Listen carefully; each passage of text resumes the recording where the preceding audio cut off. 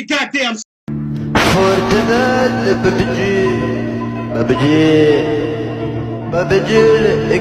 You didn't have to cut me off.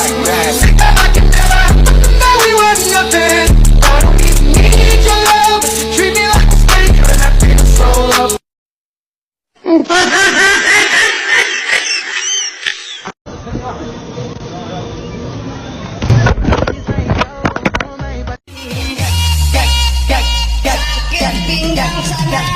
Pacaran denganmu tersiksa batinku, masih ingin dari campur dengan cemburu. Mau percaya, namun kecuriga, jangan. 2,000 years later. Ini sudah lama waktunya untuk saya, mungkin bisa diceritakan awal pendirian usahanya gimana? Awal pendirian usaha saya tahun 2010 untuk membuka usaha kelontong ini. Ya untuk usaha kita, untuk untuk usaha kita memang untuk membantu membantu suami, untuk membantu suami. Saya buka usaha ini, kelontong ini. Modal awal 50 juta, 15 saya buat sewa ruko, sisanya saya buat modal. Habis itu ya dengan omset yang sedikit lah ya, sekitar 500-an sehari. Kalau lagi rame, kalau lagi sepi ya 300.000. Ya, intinya seperti itulah. Kan dalam apa saja tantangannya apa? Tantangannya itu ya banyak persaingan toko-toko, jadi toko-toko baru, toko-toko yang baru dengan ya itu tantangan kita seperti itu aja.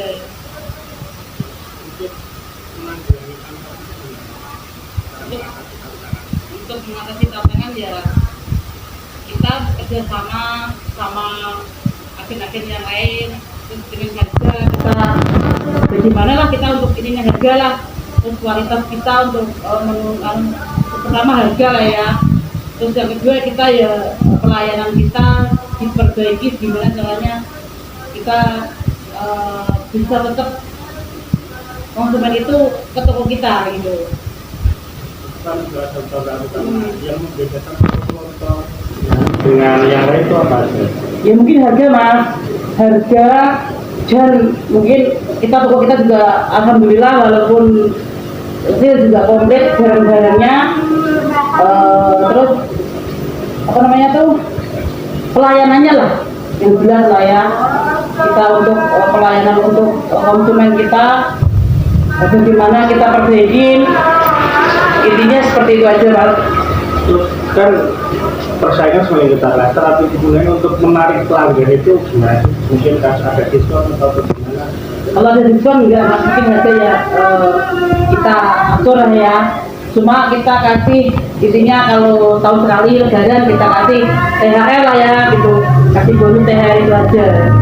Jadi untuk pelanggan itu supaya setia membeli ke kelontong kita.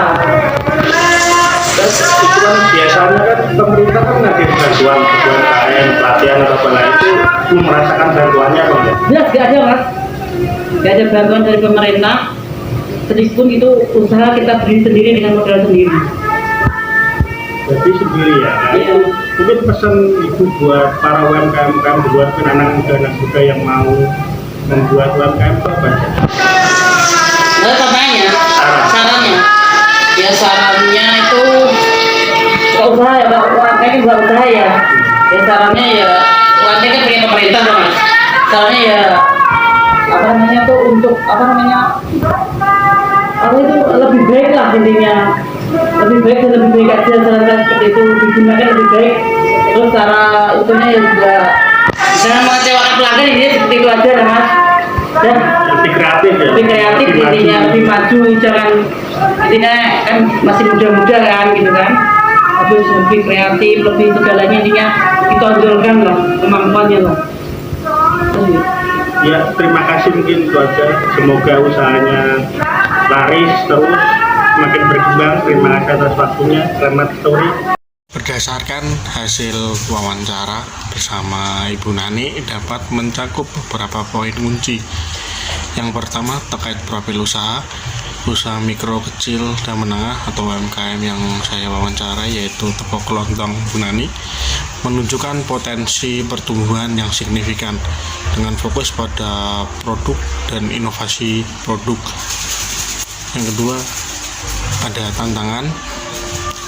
UMKM menghadapi berbagai tantangan termasuk akses modal, pemasaran, dan persaingan antar UMKM, karena seperti yang kita ketahui semakin tahun banyak UMKM yang membuka usaha baru dengan konsep baru, inovasi baru.